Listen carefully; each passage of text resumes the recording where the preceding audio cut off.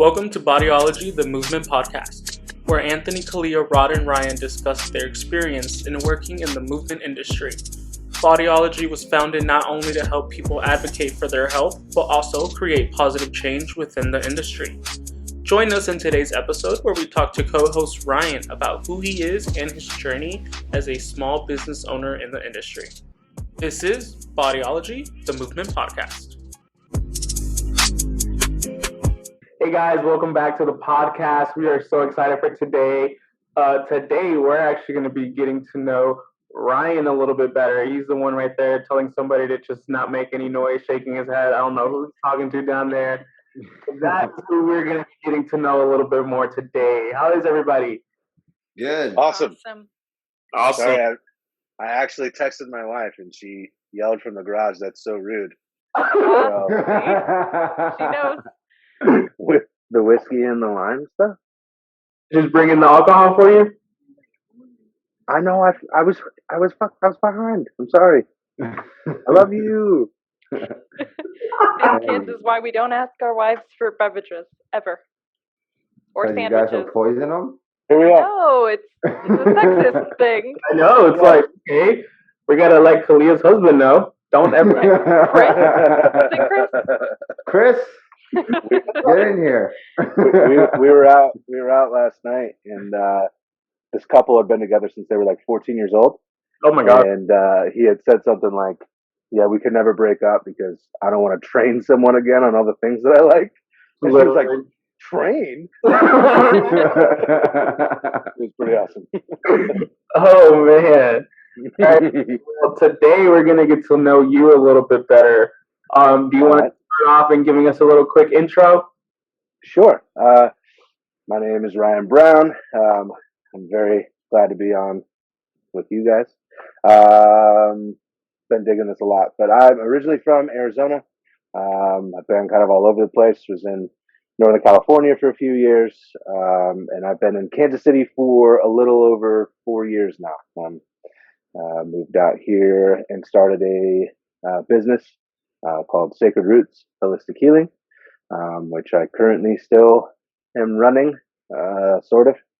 And I'm a massage therapist. I'm currently trying to receive my personal training certification, corrective exercise, nutrition, blah, blah, blah, blah, blah, through NASM. There's like 10 different things that we are going to be getting certified in once we get this finished. So that's who I am in a nutshell. I'm also a father of 2 amazing daughters. And I have a great wife who's bringing me Jameson. I was really hoping you didn't say proper 12. I think we have 3 whiskey drinkers Yeah. here, which is awful. Everyone Who are should you? be. Kaleah, what do you drink? Garbage. Tequila all the way. Really? Yeah. I can get behind some good tequila. Mezcal better. I know. We had margaritas in Arizona. Yeah. All right. Well, we're going to be taking tequila shots when we're in Arizona again. After the training. I can't stretch people responsibly. Oh, yeah. Well, that's why it's practice. You learn how to do right. it. The only way to practice. Inebriated. It's fine. Oh, man. All right, Ryan. So talk to us a little bit about Sacred Roots Healing. What got you to name it that? Like, how did you come up with that? That's so creative. I like it. Thank you. We were actually in a meeting with a business advisor, and I wanted to have a name that included. Thank you very much. Okay. I wanted to have a name that included both my wife and I's initials. That's kind of something that I was going with. Sacred Roots kind of came out of somewhere within the meeting. I was the last to really know about it. And then I wanted to encompass everything that I was doing at the time, that I still do. So including body work, as well as energy work and that sort of thing. So I wanted to go Sacred Roots Holistic Healing. So that's kind of where that came from. Um, yeah, and my vision is to have at some point a facility that has a bunch of different disciplines in it. So I wanted something that could kind of encompass all of it instead of just being massage or body work and that sort of thing. Very cool. That's awesome, man. Yeah. Especially when you add, I mean, your target audience is are athletes also, correct? So giving them a bunch of different avenues to go. It's a one-stop shop, so that works out. Yeah, absolutely. While athletes are kind of a big draw to us, um, it's only about 20-25% of our uh, demographic that comes in of our clientele. So, Okay. yeah, so but with that being said, yeah, I like the idea of being able to have multiple disciplines and different things and kind of um, have a way to expose athletes to things that they might not have thought of before, like Reiki healing, like, chakra alignment, cranial sacral therapy, and all these things that can help with the other side, the, mental part of being an athlete. So, Right. And that's such a huge part about being an athlete, and people actually don't talk about that. yeah, totally. Yeah, people focus on kind of like performance and everything, but rest is such a big part of it, and mental health, such a huge part of it as well.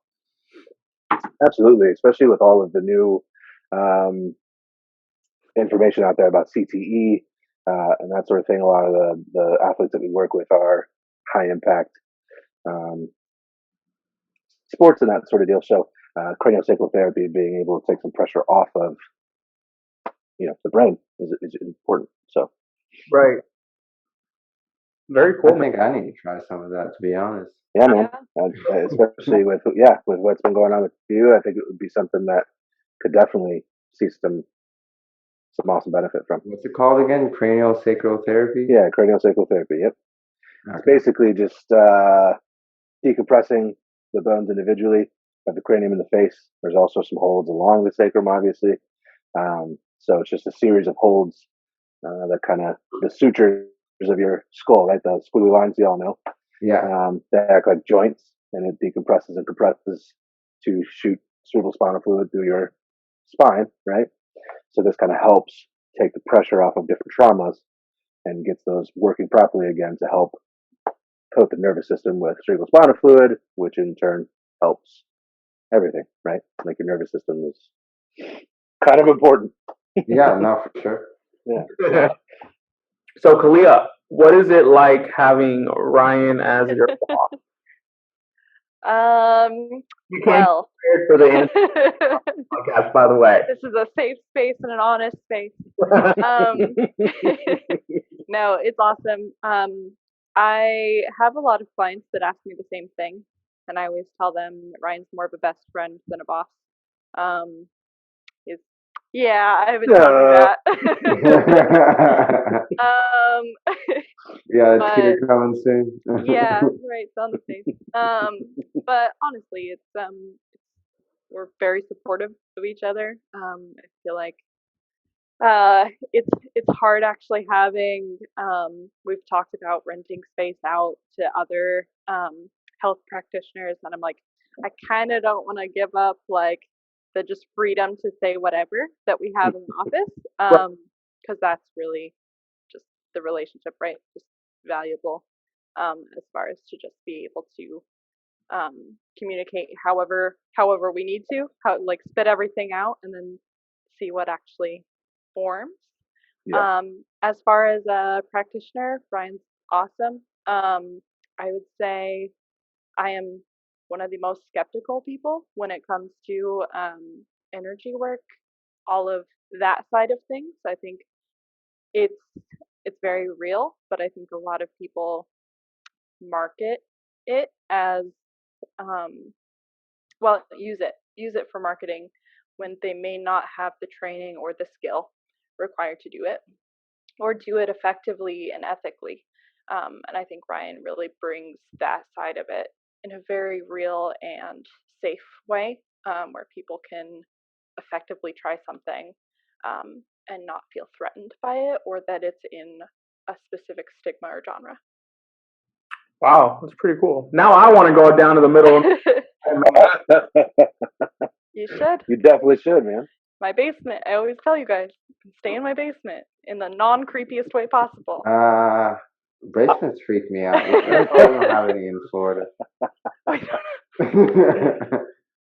Which is crazy because with the hurricane, We also don't have any gas, so. Right. Hey, I have gas. We got it. We're getting it this week. Yeah, we have gas again. I forgot to tell you guys. Yeah, that's good. Update on the East Coast. We have gas. It's just that people were freaking out for no reason. Well, there was somewhat of a reason, but because there was a shortage, people were filling up like multiple tanks for no reason, and then that caused the shortage. Right, but you have to also be very grateful that the internet was around to catch these killer memes that were just circulating on Facebook and Twitter and Instagram, because the ladies that were putting gas in plastic bags. Oh my Lord! I saw that video the other day. For it, it's my favorite.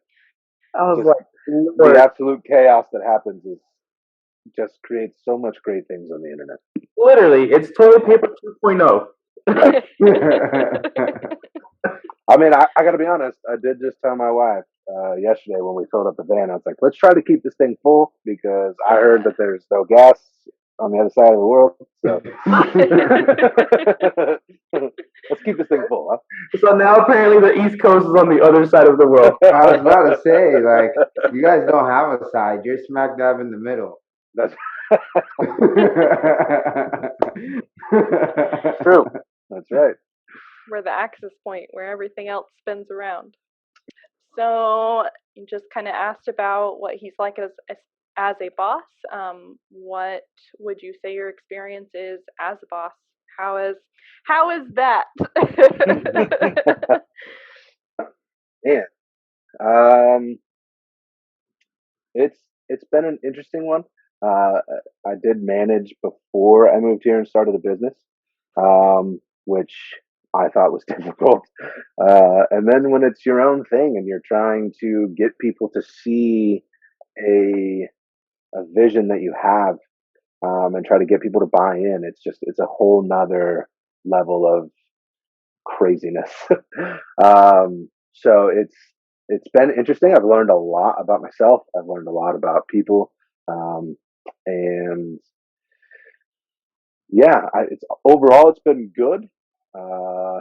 I currently have some restraints about bringing people on at the moment. It's been a rough year, so yeah, I don't know if that answered your question, but I enjoy it. I enjoy trying to get potential out of people.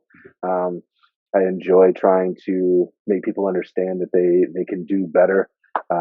They can have a career in this. I feel like that's a lot of things that people don't feel they can have as a long-lasting career in massage. As you know, statistics go. I mean, most therapists are only practicing for 3 to 5 years at most. Whether they move into something else or drop off and don't practice anymore, that sort of thing. So my main goal was to always provide that for people. So it's awesome and really difficult all at the same time. We've kind of talked about too, I don't know if you want to get into this, but Sure. What do you feel like people's greatest struggle was coming into the company? For me, the biggest obstacle when I bring somebody on is understanding that there's a lot of people that want to work for a startup small business until they get into it and they realize how much work that it is. Mm-hmm. Like there's a lot of people who think it's the novelty of being in this sort of beginning phases is cool, right? Like you've heard all the good stories of all the tech companies in San Francisco and everybody wants to be a part of a small business, and then they come in and it's like, well, why don't I have 30 hours a week, and it's like nobody knows who you are, man. No, nobody knows who you are. They barely know who I am, and people just don't flock to us like they do other businesses that have brand recognition and provide, a trusting name, I guess, in the main scheme of things. So that's my biggest obstacle is trying to get people to understand, like, hey, we are a growing business, but you have to put in some time and some work. So, Right. and trying to get people to understand that, and it's just rough. How many employees do you have right now under you? Kaleah. Yeah, it's just us right now. Up until about February, we had a personal trainer on staff as well. We had one other therapist, and we had some front desk associates as well as a tech person. I don't really know. He was a media something. I don't know.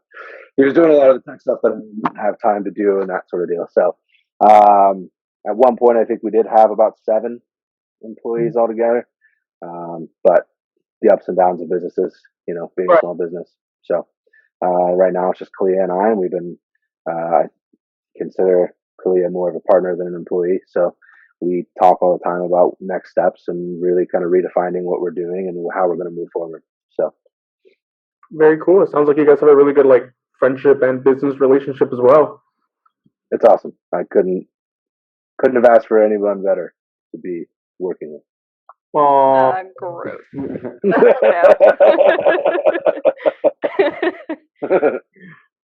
Oh man, Rod, do you have a question?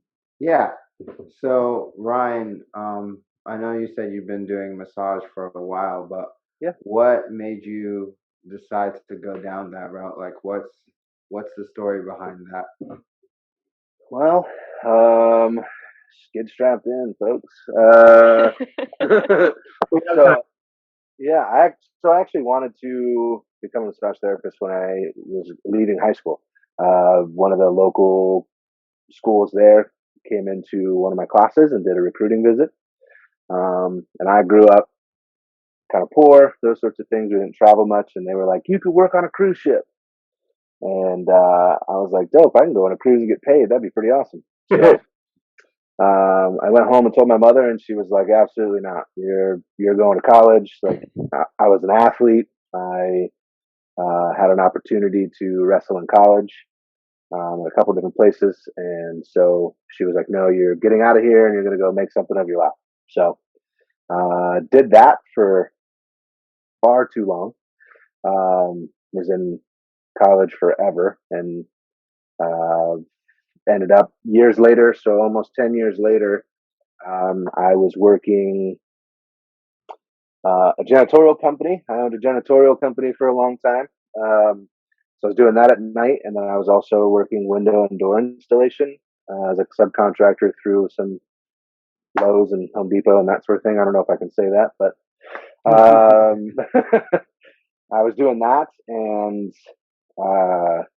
I decided that I didn't want to do that forever, and I didn't want to go back to traditional college because I just couldn't find my way in that world.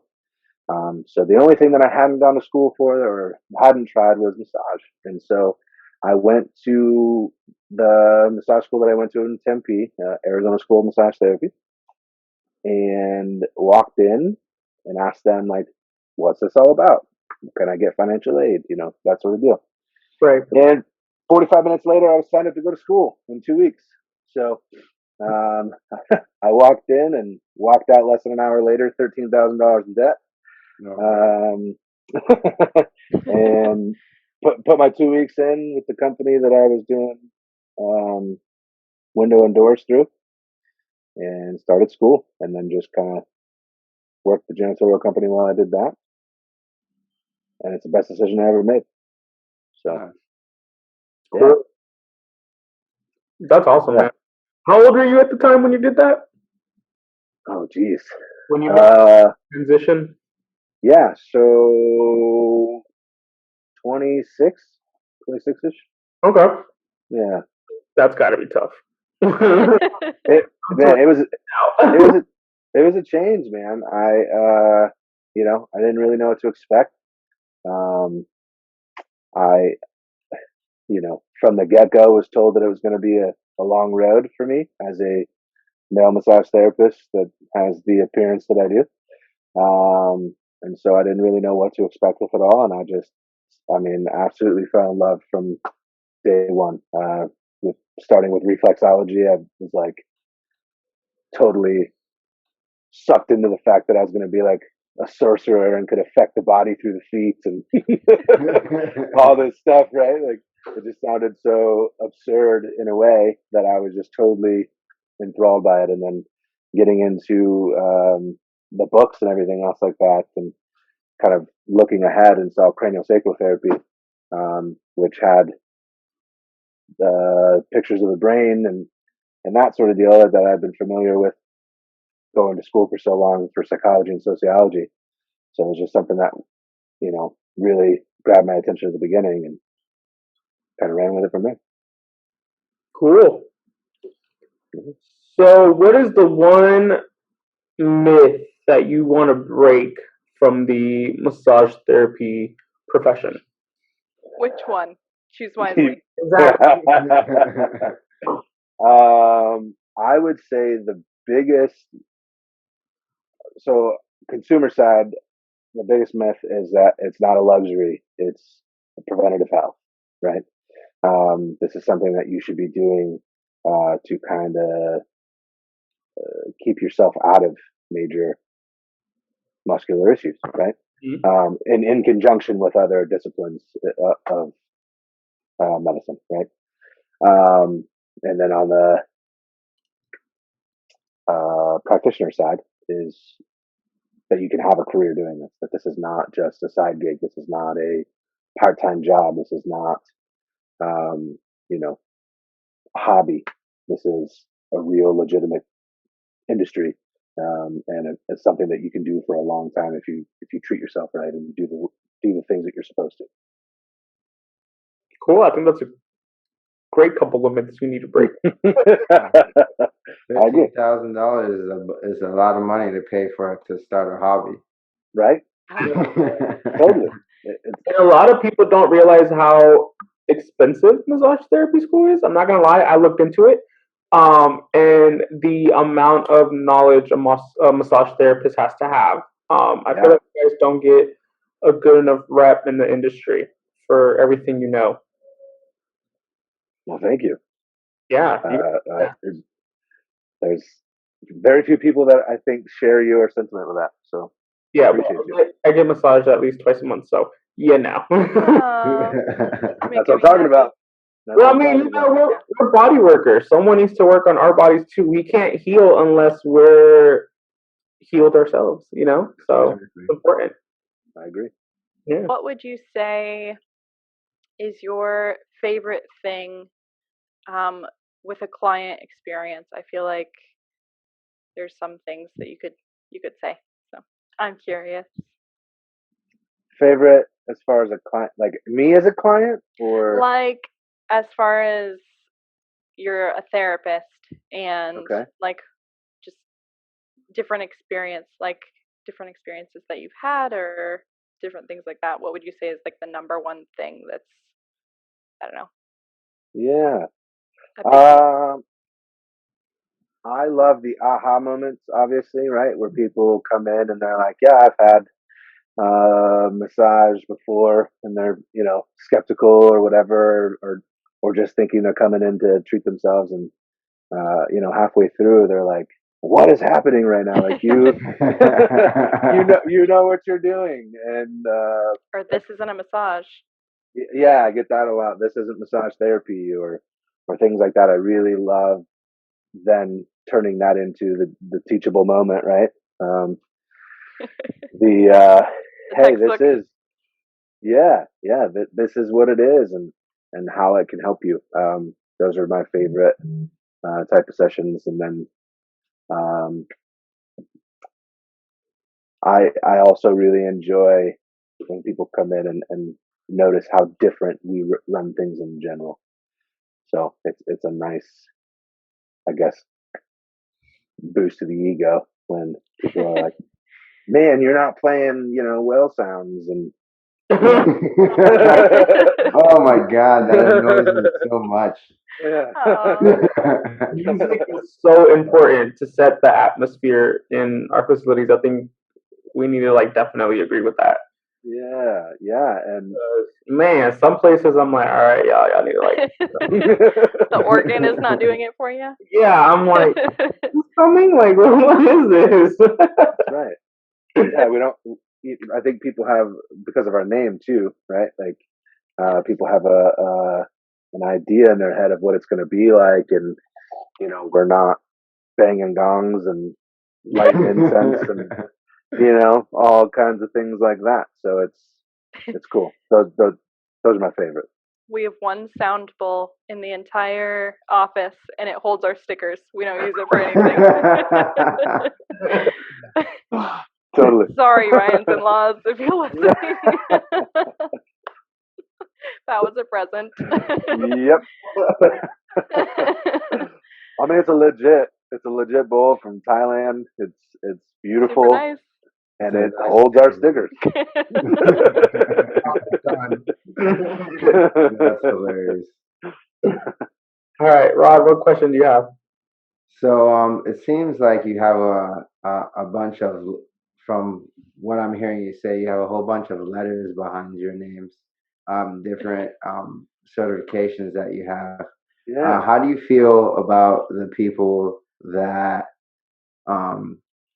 choose not to pay for those certifications? I mean, not necessarily how do you feel about the people, but like the argument that you don't need the letters, or it just it looks nice. How do you feel about that? Yeah. I definitely think it's a half ego, half validity, right? So part of it is like, yeah, man, I've got an alphabet and a half behind my name. It's pretty cool. And then the other half is like, yeah, I did this because I want to show the investment in my career and my profession, and how I can be the most value to an individual as possible, right? For the people that don't, it doesn't bother me in any which way. But I know what you're saying. There's and I hear this a lot from like some physical therapy friends of mine or physical therapist friends of mine, and they're like, why do you need more? Why do you need more things? And I'm like, well, because my name doesn't say doctor before it. So I get as much training as I can to try to make people understand that I know what I'm talking about, right? Yeah. So I wish There's it that wasn't middle that. ground, right? There's that middle ground. I think too, it's difficult when people are also asking you, oh, you're certified or you're licensed. Yeah, like I'm certified and licensed. I have all of these letters. Like, what did you think they meant? But yes, you're not a doctor, but you also don't charge like a doctor, right? Like, so that's tricky. Yeah. Hopefully that answered your question. But no, you did. You got it. Okay, cool. All right. I feel like we'll do an entire episode about licensure and education requirements. Ridiculous. I think it's necessary though. Like there's some, like for example, being in PTA, technically it's useless unless I'm working with under a PT.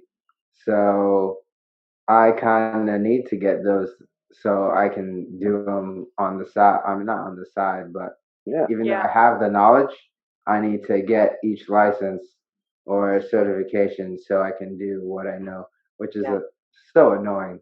Yeah. Oh, absolutely. Yep. So I think that's one reason why we decided to do all the certifications through NASM, right? Like, it's national.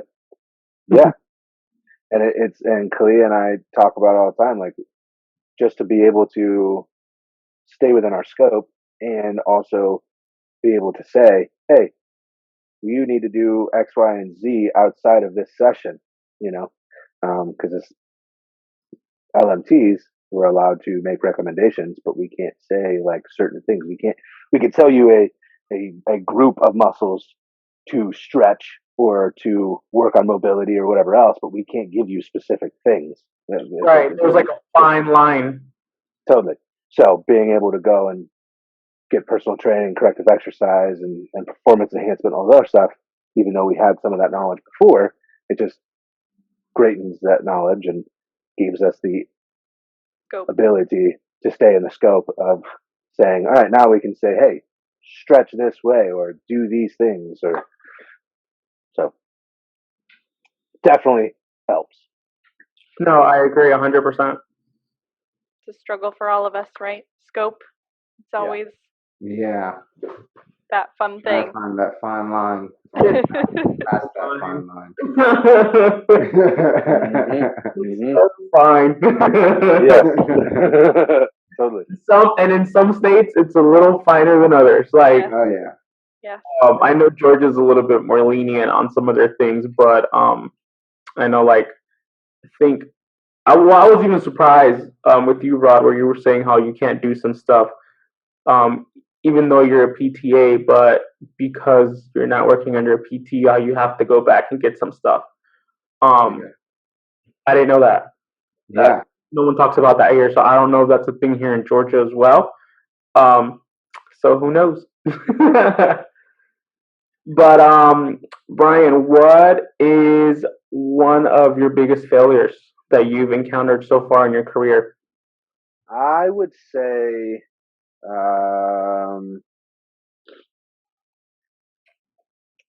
man, a lot of it rolls into the management side and the trying to expand, right? Everyone always says, don't grow too quickly, all that stuff. But when you're in the middle of it and you're in our industries, we sell time, right? So you can only do so much and make so much if you don't have other people to take on these other individuals. Right. So I think being so hard pressed on, I have to expand, I have to get bigger, I have to do these things to keep up with the name and keep up with X, Y, and Z. I think that just kind of honing in and redefining your specialty and your clientele and staying true to them and giving the best that they can is how you can get really messed up. You can end up making a lot of mistakes in that way. So, and I've definitely done that. But you learn from it and you keep going. Well, I mean, I think every small business owner has done mistakes. I was about to say there's no book on how to do it, but yes, there's a lot of books. But as I'm currently reading one now, but particular book on how to manage your company. You know what I mean? Like each company is so different, and each situation is very different throughout companies. I'm a small business owner. You're a small business owner. Rod's a small business owner. We can all read the same book, but our businesses are so different and they're going to run differently. So there's just no way of knowing what's the right call in a particular situation. You just kind of learn as you go. Yeah, absolutely. So, and I think, and as an advisory moment, I think not protecting my time is a huge failure. For 4 years now, one of my biggest goals this summer was to actually hang out with my family, and actually take time and those sorts of things. So that's a big, I think, failure for the first 4 years, not having that balance and feeling like, you always have to be on the grind, doing things, not sleeping, not, taking care of yourself the way that you should. I think that's definitely up there on that failure list for sure. Yeah, I think that's yeah, we can all say the same because as of 2 weeks ago, I was like, I need weekends to myself. Like I'm working every weekend And finally, I was like, it's time to cut the cord and be like, all right, I'm only working. I mean, the brain injury also was a big factor in that, but I was like, I need some rest because I am crashing during the week. So absolutely.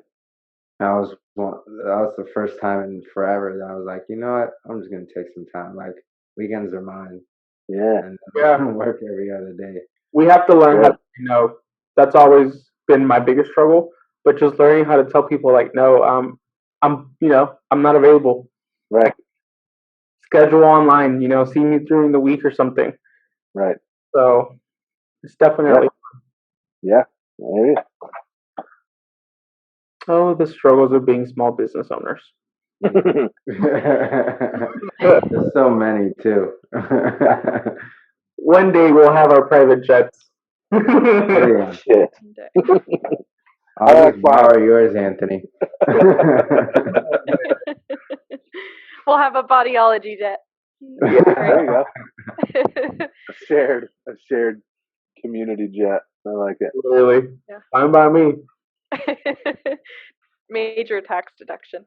I was just going to say that, but I want. What are the parameters? Is it necessary? Is it reasonable? Yes, it is necessary because we live on different sides of, the states, but according to Ryan, it's the different sides of the planet. The world. Yes. Where do you want to go with your company, with the business? What are the next things? Wow. Sweet. That super light question. Totally. Let's see. I think moving forward, I would like to get into the education side of things, possibly starting with CEUs, moving towards having a full-on mentorship for certification or school for certification. That's something that has really been on our minds for a while. Kaleah and I talk about it all the time. Mm-hmm. And then also with the whole personal training and performance enhancement and that sort of thing is I've always wanted to get into coaching. I coached a little bit when I got out of college. I coached for a couple of years at my old high school. I coached for a couple seasons at my old college. So getting back into that realm of things is really important to me. So trying to find a way to bridge the two and sort of,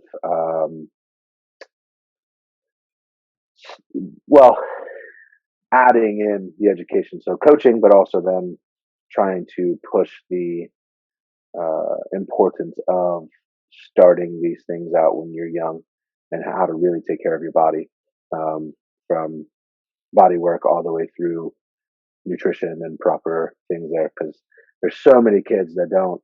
I was one of them. It's a hard sell to young people because they don't feel pain yet, right? Like you can stay up till 3. You can stay up till 3 a.m. partying and then go, play a game at 11 a.m. and be fine. You recover just so much faster. So, but helping them understand that that's not going to last forever, and that if you really want to be at a high level, that you need to start those things now, rather than waiting and hoping that you get to a certain point and then you can do it. So making that a priority early is important to me, and trying to figure out how to best get that across to people. Yeah. On top of, and trying to balance all of that with current clientele, still being able to receive everything that they can, and then, still trying to push the whole stepping stones type thing with massage. I heard this really cool ideology about how, I think I tagged Kaleah in it, something on social media, some institute right now that does certain certifications and that sort of deal. But they were speaking on how they wish that it was a 10-year broad spectrum of starting off at LMT or personal trainer or that sort of thing, and you work your way up through PTA, physical therapist, chiropractic, and instead of doing it in a rushed 6-7 year program where you're taking on hundreds of thousands of dollars of debt, you do it over time and see how these different things actually play a role on top of one another, and being in the industry for a while and learning what things actually work. So it was really neat concept, and I'd like to, and I've talked about doing similar things for a while, and I just moving that into that would be great. So Nice. Cool. I like that idea. We should do it. But going off what you just said, I'm gonna steal your question with the whole recovery thing.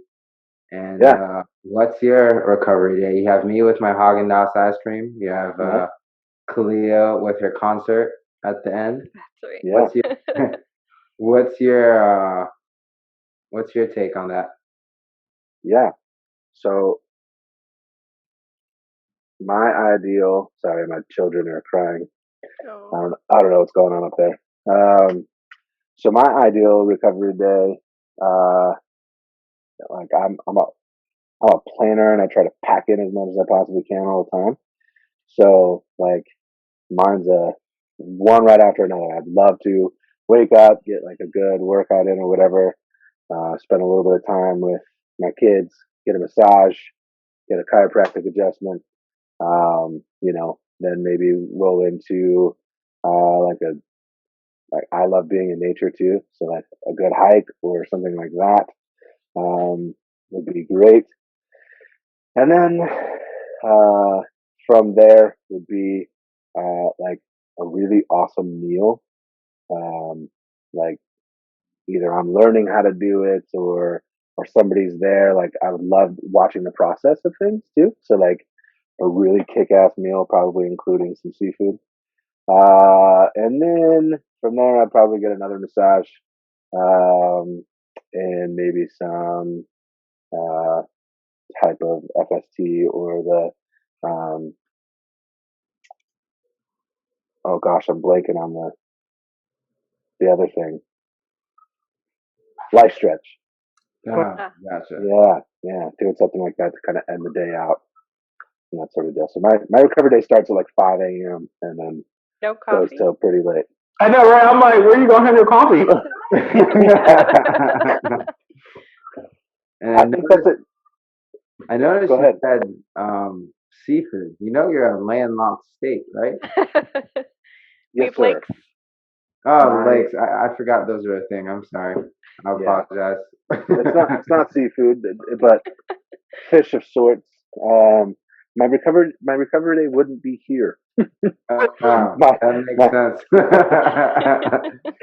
That makes so much more sense. Yeah, my ideal recovery day is coastal or tropical for sure. Gotcha. Nice. Come on down to Florida. That's right. Not Florida.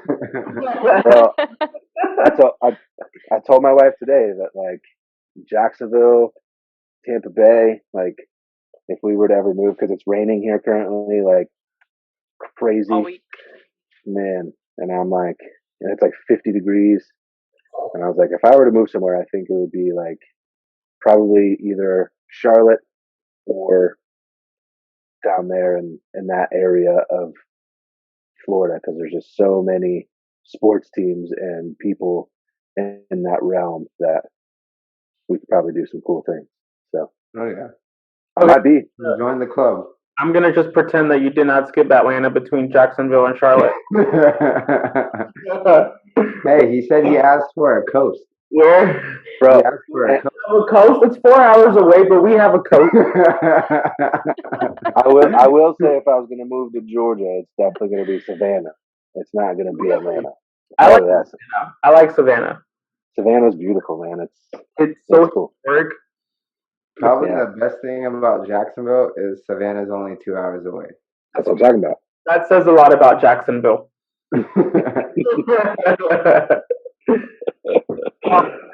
All right, Ryan. So, who are the 3 most influential people in your life? Golly.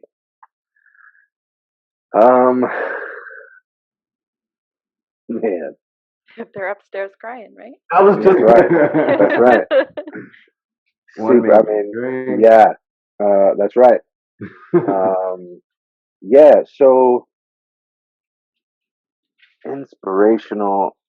There's a ton of motivation and inspiration that comes from my children, for sure. It's my biggest motivator right now. My biggest inspiration. They make me do all kinds of things, and yeah, it's great.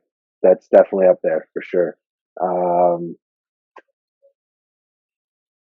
I'd say my mother was a really big influence as well for a lot of my life. And I'd say like professionally, I've had a few instructors that really played a big role in me taking this as seriously as I have. Jimmy G, is an amazing instructor. Emily Shalett. Jimmy Garoppolo. And Jimmy Garoppolo, that's right.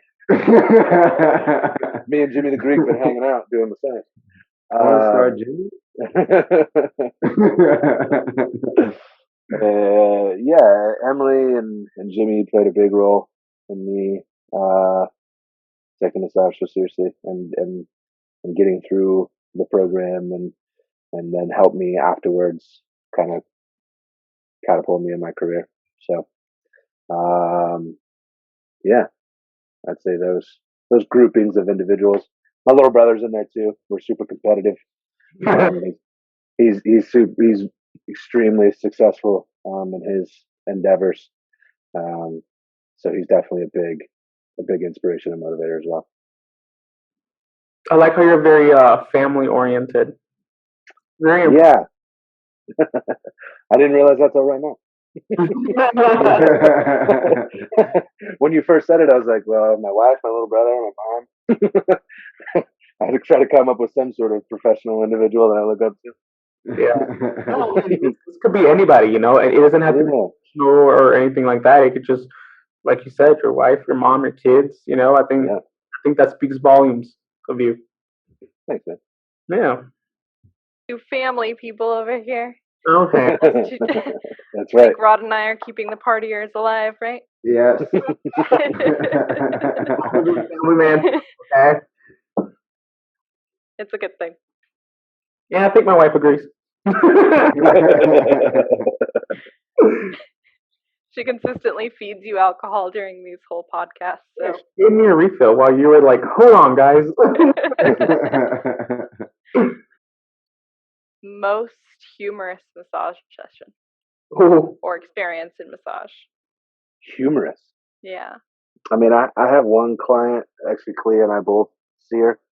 And every single session with her is just amazing, and she keeps things very interesting.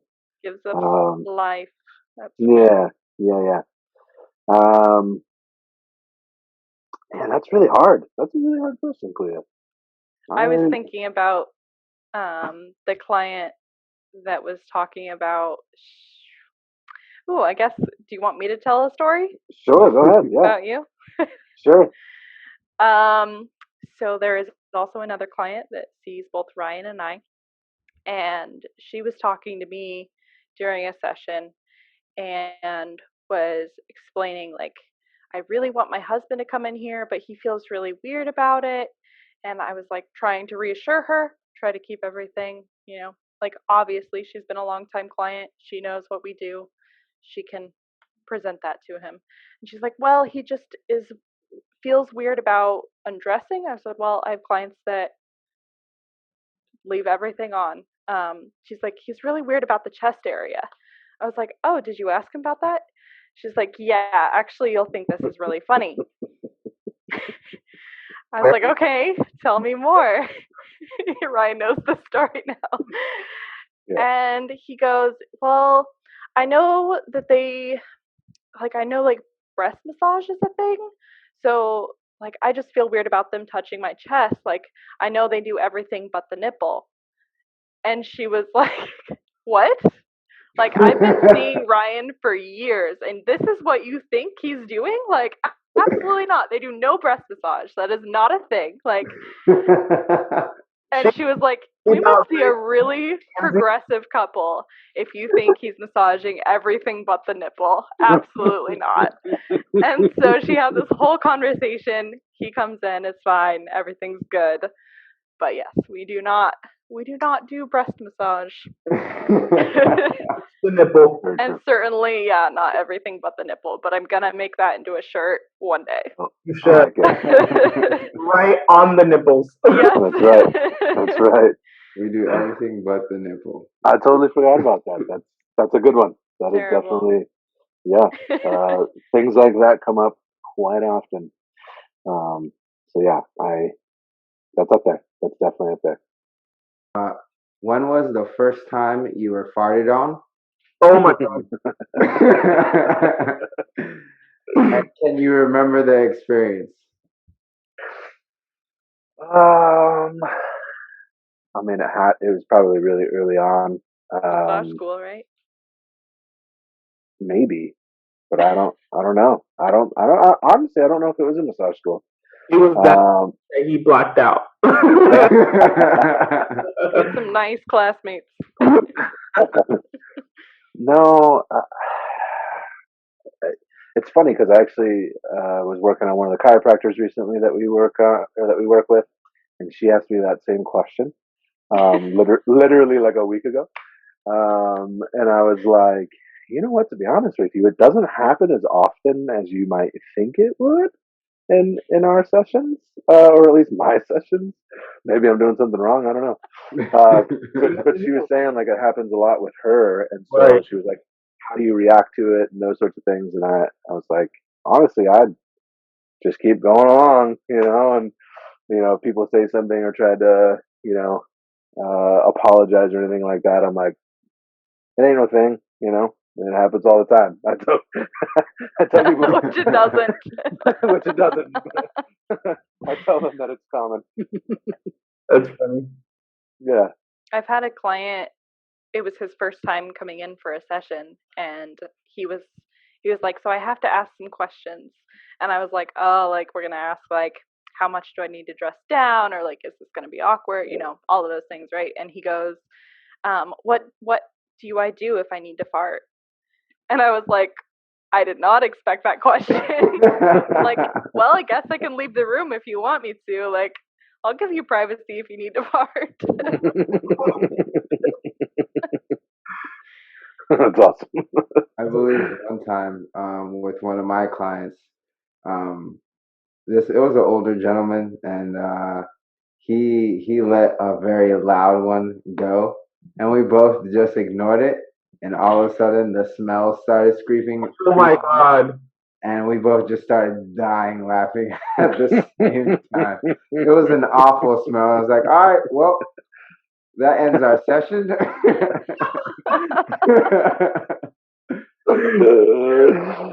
was so bad. And this concludes. That was probably my favorite part that I've had so far. Oh, favorite part. Love it. That's the sound bite that you need. Funny ones, but Yeah. that's probably the funniest. I'll keep them on the podcast. Oh yeah, for sure.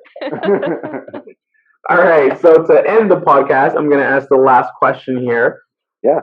If you can give someone advice, it could be yourself or someone trying to go into the industry, what is some advice you would give someone or yourself, your younger self? Kind of along the same lines that we talked about before, that this is, there's always something else. There's more to learn.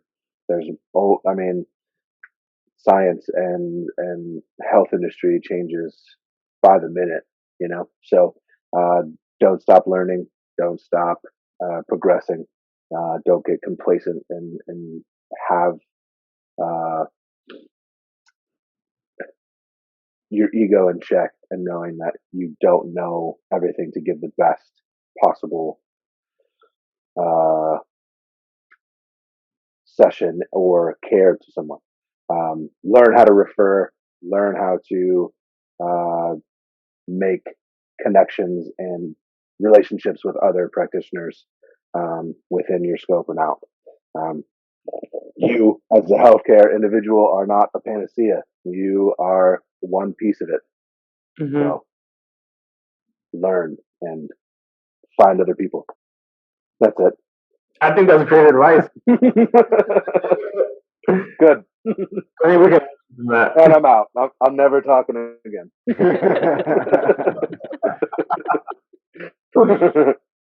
Oh man! All right. Well, that concludes today's podcast, guys. It was really nice talking to you guys. It was nice knowing a little bit more of Ryan, because we actually haven't met face to face. So this is a great way of kind of getting to know you a little bit better. Next week we're gonna learn a little bit more about me. So you guys bring the hard questions. Whoop. All right. Oh, I'm gonna. Yeah, I actually have questions. Oh God! Oh no! I actually want you to bring your wife on, and I want to talk to her about how she shouldn't bring you alcohol on a regular basis. We can have all of our spouses on. Ask I them. don't have a spouse. Well, You can bring your mead. I'll bring Moose on. I'll bring my dog. Yeah, Oh, Do it. cool podcast to have on here where all of our spouses and our dog can ask hard questions about us. The true unfiltered selves. Right. All right, guys. Well, that was a great one, and we'll be in touch with the next one. Bye. Thank you, sir. bye. All right.